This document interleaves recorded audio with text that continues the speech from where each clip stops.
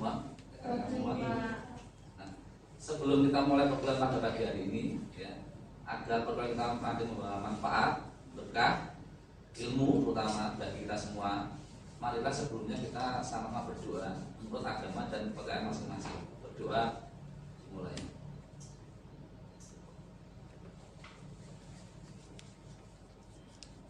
Selesai. Nah, sebelum kita mulai perkuliahan, perkenalkan, nama saya adalah Tegar Harudiyana Putra, ya. Nomor NIDN saya adalah 0617028802. Nah, di sini di Universitas Boyolali saya dipercaya untuk mengampu mata kuliah perlindungan konsumen, ya. Perlindungan konsumen.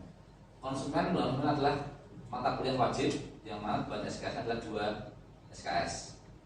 Nah, para mahasiswa semua, teman-teman semua, ini adalah kali pertama kita mengadakan perkuliahan selama masa pandemi. Karena kita kemarin pandemi kita daring semua, ya, daring semua. Alhamdulillah kita sama-sama bisa berproses. Mudah-mudahan pandemi segera berakhir sehingga kita bisa kembali dengan belajar mengajar menjadi lancar. Nah, pada pagi hari ini kita akan membahas mengenai adalah perlindungan konsumen, ya. Perlindungan konsumen. Namun sebelum kita membahas mengenai perlindungan konsumen, ya, terlebih dahulu saya akan menyampaikan yang pertama adalah silabusnya, ya, atau rencana pembelajaran secara tersistem. Ada juga RPS yang mencakup tentang isi-isi apa nanti yang akan kita pelajari selama 1 semester ke depan. Dan kemudian adalah mengenai capaian pembelajaran dalam 1 semester. Metode yang digunakan dalam hal ini adalah metode pertama adalah delivery, interaction, dan assessment atau disingkat DIA. Delivery adalah kita memberikan materi kepada mahasiswa untuk kita sampaikan. Ada buku-buku referensi, entah itu dari buku karangan para ahli hukum, bisa juga dari jurnal, baik itu jurnal nasional maupun jurnal internasional. Kemudian ada interaksi, jadi ada interaksi antara mahasiswa dengan dosen sehingga perkuliahan itu bisa menjadi lebih hidup, ya. Jadi antara mahasiswa dan dosen itu ada komunikasi yang lebih lanjut mengenai perkuliahan. Kemudian asesmen mengenai penilaian. Nah, mengenai penilaian ini kita sudah berdonasi ada kontrak kerja sebelumnya, ya. Kontrak belajar antara dosen dan mahasiswa. Nanti kita akan sampaikan mengenai kontrak belajar. Nah, mengenai penilaian itu dilihat dari presensi pertama, kemudian aktivitas di kelas, ya. Jadi keaktifan dari para mahasiswa. Kemudian ada ujian tengah semester dan juga ada ujian akhir semester. Mengenai metode pembelajarannya ini disampaikan secara blended, jadi ketika kita daring dan juga secara real classroom atau tatap muka, ya. Nah, tatap muka itu nanti media bisa berupa PowerPoint, buku ajar, dan adanya umpan balik atau tanya jawab dari mahasiswa. Sebagai sarannya bisa media elektronik, Google Meet, dan lain-lain seperti itu. Nah, kemudian mahasiswa wajib membuat kontrak kuliah dengan dosen, yaitu dengan mengisi formulir atau blanko yang sudah disediakan di fakultas. Dan ini adalah fakultas hukum. Nanti silahkan mengenai blanko tersebut bisa diambil di admin fakultas hukum. Bisa dibagi semuanya, ya? Bisa dipahami? Ada pertanyaan? Ada pertanyaan mengenai perkuliahan? Tidak ada. Kalau tidak ada, marilah kita mulai perkuliahan pada pagi hari ini. Kita akan berbicara masalah perlindungan konsumen, hukum perlindungan konsumen. Nah, apa sih yang melatar belakangi alasan pokok konsumen itu perlu dilindungi? Ya. Melindungi konsumen adalah tersirat di dalam pembukaan Undang-Undang Dasar 1945, melindungi seluruh bangsa sebagaimana diamanatkan oleh Tujuan Pembangunan Nasional menurut pembukaan Undang-Undang Dasar 45. Kemudian, melindungi konsumen itu perlu untuk menghindarkan konsumen dari dampak negatif penggunaan teknologi. Kemudian yang ketiga adalah melindungi konsumen perlu untuk melahirkan manusia-manusia yang sehat secara rohani dan jasmani sebagai pelaku pembangunan yang berarti juga untuk menjaga kesinambungan pembangunan nasional. Dan yang ketiga adalah melindungi konsumen perlu untuk menjamin sumber dana pembangunan yang bersumber dari masyarakat sebagai konsumen. Dampak negatifnya adalah bahwa konsumen itu rata-rata belum tahu mengenai pemanfaatan media sosial secara menyeluruh. Jadi terkadang itu bisa dimanfaatkan oleh orang-orang tertentu yang mengambil keuntungan dibalik ketidaktahuan dari konsumen. Nah, sejarah legislasi dalam hal inilah perlindungan konsumen diatur di dalam Undang-Undang Nomor 8 Tahun 99 tentang perlindungan konsumen.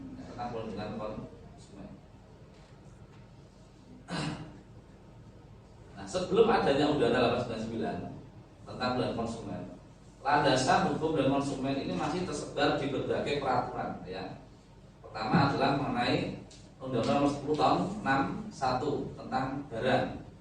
Ada juga Undang-Undang Nomor 2 Tahun 81 tentang metrologi legal. Yang ketiga ada Undang-Undang Nomor 5 Tahun 84 tentang perindustrian. Kemudian ada banyak sekali undang-undang yang akan mencakup mengenai perlindungan konsumen sebelum lahirnya Undang-Undang Nomor 8 Tahun 99 mengenai UUPK, Undang-Undang Perlindungan Konsumen. Nah, secara teoritis perlindungan konsumen ini dijumpai dalam hukum perikatan dan hukum pidana. Jadi, kalau kita bicara masalah hukum dan konsumen, itu bisa masuk dalam ranah konteks hukum pidana maupun hukum perdata. Tergantung kasusnya yang akan terjadi. Namanya ada sengketanya apa, perbuatan pidananya apa, ya. Nah, dalam hukum perikatan bisa dilihat dalam pasal 1320 mengenai syarat sah perikatan, ya, KUH perdata. Ada juga 1320, 1321, 1328 sampai dengan 1504 KUH perdata. Ini yang mencakup ranah perdata.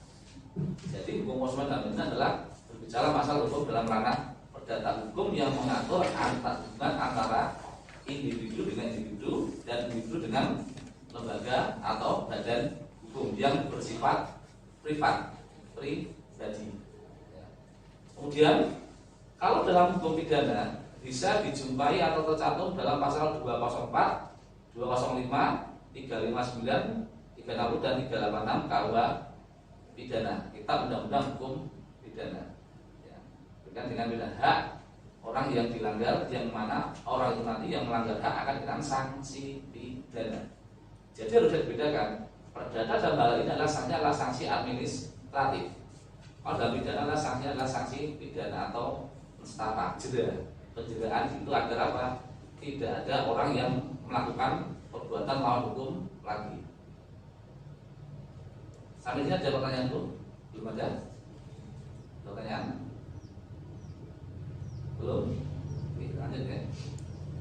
Nah, secara konseptual pasal tersebut dapat digunakan untuk melindungi konsumen, ya, sejauh syarat-syarat yang ditentukan dalam perundang-undangan terpenuhi. Sebelum adanya Undang-Undang Nomor 8 Tahun 99 tentang perlindungan konsumen, masih belum ada peraturan yang terpadu mengenai perlindungan konsumen. Jadi ada di dalam berbagai perundang-undangan, bisa dalam KUH Perdata atau BW Berkelit Book, bisa juga ada dalam KUHD, Kitab Undang-Undang Hukum Dagang. Karena kaitannya adalah interaksi antar manusia dan hal lalu lintas konsumen dan produsen. Bisa dimengerti ya sampai sini ya. Nah, lahirnya UPK atau Undang-Undang Perlindungan Konsumen yang disahkan dan diundangkan pada 20 April tahun 99 itu adalah sejarahnya. Dan berlaku secara efektif itu mulai tahun 2000. Tahun 2000. Yang mengatur antara lain mengenai keberadaan lembaga penyelesaian sengketa konsumen atau BPSK. Nah, sebagai pelaksanaannya, pemerintah mengeluarkan Kepres nomor 90 tahun 2001 tentang pembentukan Badan Penyelesaian Sengketa Konsumen atau BPSK. Nah, pembentukan BPSK ini dilatar belakangi adanya globalisasi dan perdagangan bebas yang didukung oleh kemajuan teknologi dan informatika, dan dapat juga memperluas ruang gerak transportasi barang dan atau jasa yang melintasi batas-batas wilayah suatu negara. Jadi dalam konteks ini adalah perdagangan itu tidak hanya lingkup skala nasional, tetapi juga skala internasional. Barang dan atau jasa yang diperdagangkan oleh produsen kepada konsumen. Karena adalah tinjauan mengenai konsumen. Tadi kita berbicara masalah perlindungan konsumen. Nah, mengenai perlindungan konsumen itu bisa dilihat atau diatur dalam pasal 1 angka 1 Undang-Undang Nomor 8 Tahun 99 mengenai perlindungan konsumen. Di pasal 1 angka 1 dijelaskan bahwa perlindungan konsumen adalah segala upaya yang menjamin adanya kepastian hukum untuk memberi perlindungan kepada konsumen. Karena ini terkait asas equality before the law, persamaan di hadapan hukum. Ya, menjamin adanya kepastian hukum untuk pada konsumen. Kenapa yang dititik-titikkan konsumen? Itu dikarenakan bahwa negara melihat bahwa konsumen itu adalah orang atau warga yang mudah sekali untuk ditipu, ya, dibodohi. Maka dari itu dalam hal ini Undang-Undang 899 itu mengcover hak-hak konsumen. Bagaimana kalau seandainya hak konsumen itu dilanggar oleh produsen atau orang-orang yang mempunyai etikat yang tidak baik. Kenapa ditekankan kepada konsumen? Namun demikian dalam Undang-Undang Nomor 8 Tahun 99 tidak hanya mengcover mengenai hak dan kewajiban konsumen saja, tetapi juga mengatur mengenai hak dan kewajiban produsen. Jadi tadi saya katakan ada asas seperti before law, persamaan di hadapan hukum. Jadi antara produsen dan konsumen, kalau dia masih dalam lingkup warga negara Indonesia, punya hak dan kewajiban yang sama, ya, hak dan kewajiban yang sama. Jadi kalau seandainya terbalik, produsen yang dirugikan itu juga sama, bisa menggugat juga ke pengadilan. Jadi punya hak dan kewajiban yang sama-sama di hadapan hukum, hak dan kewajiban yang sama. Kemudian pasal 1 angka 2. Pasal 1 angka 2. Setiap konsumen adalah setiap orang pemakai barang dan atau jasa yang tersedia dalam masyarakat, baik bagi kepentingan diri sendiri, keluarga, orang lain maupun makhluk hidup lain, dan tidak untuk diperdagangkan. Dalam konteks ini saya mau tanya, kira-kira saudara paham nggak yang dimaksud dengan pasal 1 angka 2 ini? Coba menjawab. Ayo. Tahu nggak yang dimaksud dengan konteks yang dimaksud dalam pasal 1 angka 2 ini? Kurang paham, Pak. Kurang paham. Yang dimaksud adalah bahwa peredaran barang dan atau jasa yang tersedia dalam masyarakat itu digunakan untuk kebutuhan individu masyarakat, ya, kebutuhan sehari-hari, tidak untuk diperdagangkan. Dan hal ini adalah masyarakat sebagai konsumen terakhir. Jadi kalau kita beli HP dari produsen ke counter, nah kita sebagai konsumen terakhir, kita gunakan secara pribadi, tidak untuk diperdagangkan. Itu juga untuk kebutuhan-kebutuhan yang lain. Jadi dalam ini adalah konsumen adalah sebagai konsumen akhir, tingkat akhir, sebagai pengguna saja. Jadi kita hanya sebagai pemanfaat barang dan atau jasa yang ada di sistem perekonomian, entah itu berbentuk barang untuk kebutuhan rumah tangga atau kebutuhan yang lain. Bisa dipahami, teman-teman? Bisa. Nah, tadi kita sudah salah barang.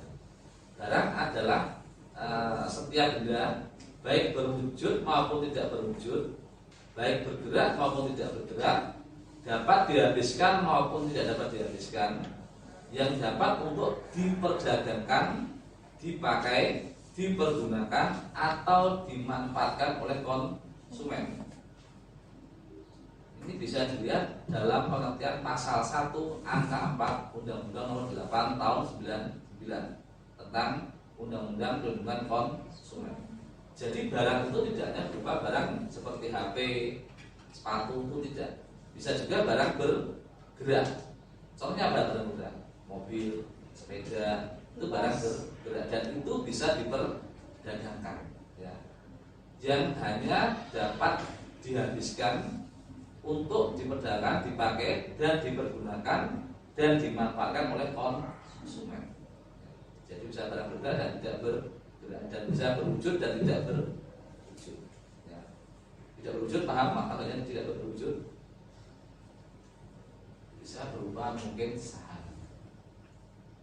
Tidak berwujud tidak.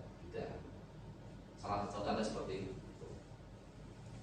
Kemudian jasa, barang dan atau jasa. Barang jelas bisa kelihatan, walaupun dalam pengertian dalam pasal 1 angka 4 dan barang itu bisa berwujud maupun tidak berwujud.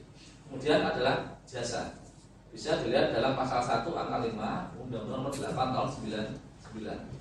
Jasa adalah setiap pelayanan yang berbentuk pekerjaan atau prestasi yang disediakan bagi masyarakat untuk dimanfaatkan oleh konsumen. Layanan yang bentuk pekerjaan, jadi berupa pekerjaan seseorang maupun kelompok. Kemudian atau prestasi. Nah, ada kata prestasi di sini. Prestasi apa? Kira-kira menurut saudara? Gimana? Coba satu, gimana Mas? Seperti SSB. Apa itu? Sekolah sepak bola. Prestasinya? Prestasinya mencetak pemain sepak bola yang berprestasi. Ada yang lain prestasi itu apa? Prestasi? Apa Mbak? Prestasi? Suatu pencapaian yang bisa dibanggakan. Suatunya tidak dibanggakan. Jadi prestasi di sini adalah melakukan sesuatu pekerjaan. Ya. Prestasi adalah melakukan suatu pekerjaan yang sudah diperjanjikan. Sudah diperjanjikan. Contoh, saudara tahu BO, jadi organisasi, ya, itu dia ada kesepakatan dengan konsumen. Nah, kesepakatan itu ya dia melakukan suatu dekorasi, pelaksanaan acara pernikahan, ulang tahun, itu adalah prestasi. Jadi melakukan sesuatu yang sudah diperjanjikan. Jadi konteks prestasi dalam hal ini adalah melakukan sesuatu yang sudah diperjanjikan sebelumnya antara produsen dengan konsumen. Nah, tadi saya katakan ada hak dan kewajiban konsumen. Sebelumnya ada pertanyaan nggak sebelumnya? Ada pertanyaan sebelumnya? Monggo, silakan. Yang mau tanyakan? Ayo. Ya. Bagaimana proses sengketa konsumen itu, Pak? Bagaimana proses penyelesaiannya maksudnya? Ya. Nah, kalau kita melihat dari ranah hukum perdata, penyelesaian sengketa konsumen itu bisa dilakukan dua cara. Yang pertama adalah cara litigasi dan non litigasi. Litigasi adalah menggunakan sistem peradilan biasa, bisa di pengadilan negeri. Ya. Kemudian non litigasi, penyelesaian sengketa di luar pengadilan. Ada beberapa cara. Pertama ada namanya mediasi, ada namanya arbitrasi. Terus yang ketiga ada namanya gimana? Mediasi, arbitrasi dan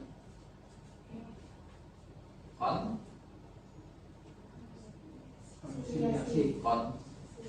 Jadi ada dan semua itu di luar peradilan. Yang mana penyelesaiannya kalau dalam kasus perdata wajib hakim itu menawarkan suatu perdamaian atau non litigasi.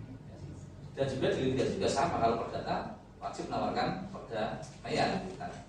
Perma nomor 1 tahun 2016. Jadi sebelum perkara diajukan, hakim wajib menawarkan suatu perdamaian. Ya. Ada lagi tanyakan?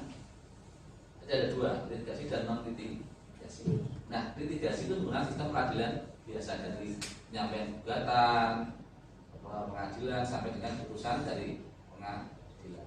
Kemudian kalau dalam litigasi gimana? Menggunakan pihak ketiga. Tadi saya katakan ada BPSK, ya BPSK, Badan Jasa Konsumen. Ada juga dalam non litigasi dikenal dengan namanya ADR, Alternative Dispute Resolution. Jadi menyelesaikan kita di luar sistem peradilan. Ada namanya Badan Sengketa Nasional, ada di Semarang. BPSK ada di Kota Madia. Dan ini kalau kita di sini ada di Surakarta. Dan menariknya BPSK itu hakim-hakimnya itu tidak berbackground dari hukum. Jadi bisa dari kalangan pengusaha, bisa dari kalangan masyarakat, dan juga bisa dari kalangan akademisi. Ya, akademisi. Yang mana, tapi tetap ada proses seleksi. Ketika dia harus tahu mengenai masalah, minimal masalah hukum konsumen dan bagaimana penyelesaiannya. Itu, oke? Tadi tanyakan? Ya. Bagaimana proses anggota BPSK dalam menangani sengketa penyelesaian konsumen? Nah, mengenai itu sebenarnya kan nanti kita ada di peradilan, tapi tidak masalah. Kita akan menjelaskan mengenai proses itu sama dengan proses peradilan biasa, ya, dimulai dari adanya gugatan ke BPSK. Prosesnya juga sama dengan peradilan biasa di pengadilan negeri. Hanya yang membedakan di BPSK itu setiap saat ada agenda persidangan itu disampaikan untuk perdamaian. Kalau tidak terjadi maka akan ada proses peradilan biasa. Nah, pada saat proses peradilan itu, pada jam-jam sinawab, kalau seandainya di tengah-tengah ada kata sepakat, maka bisa langsung diputus di situ. Jadi tidak harus sampai replik itu, dan tidak harus karena baru pengajuan gugatan, kemudian ikutan perdamaian. Setelah perdamaian tadi pertama gagal, pengajuan gugatan kan mulai beracara. Tapi sudah ada kata damai, sudah sampai itu bisa selesai. Jadi tidak harus sampai alurnya dijalankan. Dan kekuatan hukumnya juga bersifat final atau inkrah. Ini bukan mempunyai kekuatan hukum yang sama. Hanya saja dalam BPSK tidak mempunyai kekuatan eksekutorial seperti di pengadilan negeri. Kalau untuk eksekusi masih meminta bantuan dari pengadilan negeri untuk melakukan eksekusi. Itu ada lagi. Tidak ada. Kalau lanjutkan. Sekarang bicara masalah hak-hak konsumen. Diatur dalam pasal 4 Undang-Undang Undang-Undang Perlindungan Konsumen. Yang pertama adalah hak atas hak atas kenyamanan, keamanan, dan keselamatan dalam mengkonsumsi barang dan atau jasa. Yang kedua, hak untuk memilih barang dan atau jasa serta mendapatkan barang dan atau jasa tersebut sesuai dengan nilai tukar dan kondisi serta jaminan yang dijanjikan. Yang ketiga, hak atas informasi yang benar, jelas, dan jujur mengenai kondisi dan jaminan barang dan atau jasa. Yang keempat, hak untuk didengar pendapat dan keluhannya atas barang dan atau jasa yang digunakan. Yang kelima, hak untuk mendapatkan advokasi, perlindungan dan upaya penyelesaian sengketa perlindungan konsumen secara patut. Ya. Yang keenam adalah hak untuk mendapat pembinaan dan pendidikan konsumen. Yang ketujuh, hak untuk diperlakukan atau dilayani secara benar dan jujur. Yang kedelapan, hak untuk mendapatkan kompensasi, ganti rugi dan atau penggantian apabila barang dan atau jasa yang diterima tidak sesuai dengan perjanjian atau tidak sebagaimana mestinya. Dan yang terakhir adalah hak-hak yang diatur dalam ketentuan peraturan perundang-undangan lainnya. Saya katakan ada hak, ada kewajiban dari konsumen. Nah, mengenai kewajiban itu bisa dilihat dalam pasal 5 Undang-Undang Perlindungan Konsumen, Undang-Undang Nomor 8 Tahun 99. Apa sih hak konsumen itu? Yang pertama, apa sih kewajiban konsumen itu? Yang pertama adalah membaca atau mengikuti petunjuk informasi dan prosedur pemakaian atau pemanfaatan barang dan atau jasa demi keamanan dan keselamatan. Yang kedua, beretikat baik dalam melakukan transaksi pembelian barang dan atau jasa. Yang ketiga, membayar sesuai dengan nilai tukar yang disepakati. Yang keempat, mengikuti upaya penyelesaian hukum sengketa perlindungan konsumen secara patuh. Jadi sebelum Anda mendapatkan haknya, Anda harus menjalankan suatu kewajiban. Kewajiban. Nah, kewajiban konsumen itu apa? Sebelum dia membeli barang yang dibeli, dia harus tahu kegunaannya untuk apa. Informasinya seperti apa. Kan banyak sekali beredar jenis yang sama, tetapi kemampuan atau speknya berbeda. Jadi konsumen ini harus jeli, harus bisa mengetahui mengenai informasi dan prosedur pemakaian barang atau jasa yang ingin dia beli, serta mengenai keselamatannya bagaimana. Apakah saya membeli barang ini katakanlah HP, sama-sama HP dengan merek yang berbeda, tapi speknya sama. Apakah spek yang sama ini bisa kita gunakan sesuai dengan apa yang kita harapkan? Jadi kita harus sebagai konsumen harus tahu dulu informasinya mengenai barang-barang yang akan kita beli, mengenai kelemahan dan kelebihan barang-barang yang akan kita beli sebelumnya. Kemudian kita punya etikat baik dulu untuk membeli barang. Seperti halnya tertuang dalam pasal 1320 mengenai salah satu perikatan adanya klausul yang halal. Jadi yang barang kita beli harus halal dulu. Kalau halal, bagaimana Pak? Berarti Anda kata membeli barang BM, black market. Berarti bisa juga nanti Anda dipersangka sebagai pengada karena tidak legal. Kan itu barang ilegal kan itu kan. Maka harus ada etikat yang baik dalam bertransaksi barang dan atau jasa. Jadi saya sebagai konsumen, nanti saat dia membeli barang dan atau jasa, itu dilihat dulu legalitasnya. Jangan sampai saudara membeli barang yang tidak ada legalitasnya. Contohnya kita membeli komputer, kan Windowsnya bisa ada yang Windows bajakan, ada Windows ori. Jadi dia harus bisa memastikan dulu legalitasnya. Walaupun nanti untuk pemakaiannya akan sama saja, tapi kan dalam rentang waktu tertentu pasti akan ada permasalahan.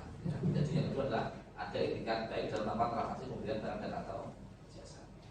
Yang ketiga adalah membahas sesuai dengan nilai tukar yang disepakati. Ini kalau kita berbicara masalah pembelian secara face to face, berhadapan. Berbeda dengan online, kita sudah harus yang kedua tadi etikat baik untuk pembelian sesuai dengan yang kita sepakati.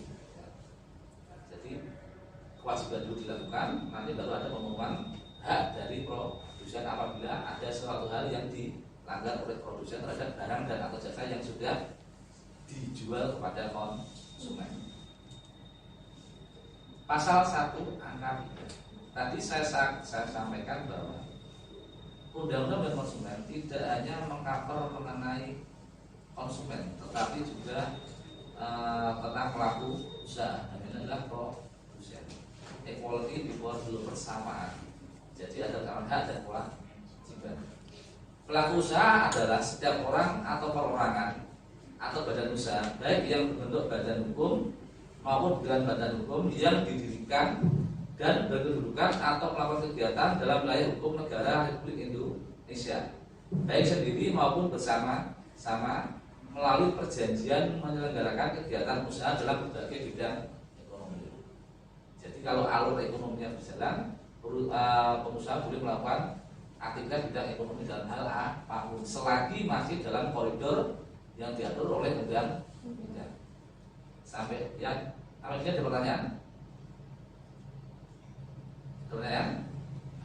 Tidak ada? Tidak ada pertanyaan sampai sini? Tidak ada? Belum ada. Oke. Kalau belum ada, saya rasa perkuliahan pada pagi hari ini kita akhiri, kita sudahi. Mudah-mudahan pada perguruan pagi ini kita bisa mendapatkan ilmu yang bermanfaat dan bisa kita gunakan dalam kehidupan kita sehari-hari. Sebelum kita mengakhiri pertemuan pada hari ini, marilah kita sama-sama berdoa. Mudah-mudahan setelah pertemuan ini kita bisa masih diberi keselamatan, kesempatan untuk bertemu di lain hari, dan kalau mau pulang selamat sampai berdoa. Selesai. Demikian pulang pertemuan pada hari ini. Saya akhiri. Assalamualaikum. Wassalamualaikum warahmatullahi wabarakatuh. Waalaikumsalam warahmatullahi wabarakatuh. Terima kasih Pak. Sama-sama.